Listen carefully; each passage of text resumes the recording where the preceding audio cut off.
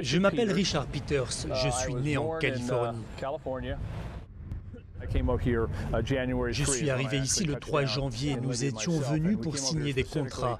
Nous étions à une semaine ou 10 jours de la signature quand la guerre a éclaté.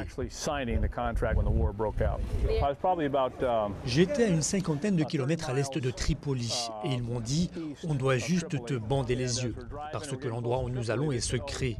J'ai cru qu'ils m'emmenaient voir un de mes amis qui avait tout organisé. En fait, quand ils m'ont enlevé le bandeau que j'avais sur les yeux, j'étais en prison. Je suis resté dans celle-là 2 semaines. Je l'ai surnommé le donjon. C'est ici que j'étais enfermé. Voilà ma cellule. Si vous regardez là-bas, la deuxième porte, c'est celle de ma cellule, de ma fenêtre. C'était ce que je voyais. C'est tout ce que j'avais. Et dans cette partie-là, je voyais de temps en temps des snipers assis à la fenêtre.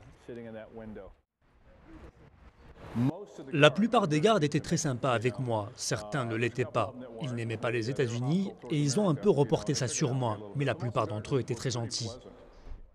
Je faisais de l'exercice tous les jours. Je courais une demi-heure, je marchais pendant des heures, je faisais des centaines de pompes, des tractions, je soulevais 2 lits à la fois.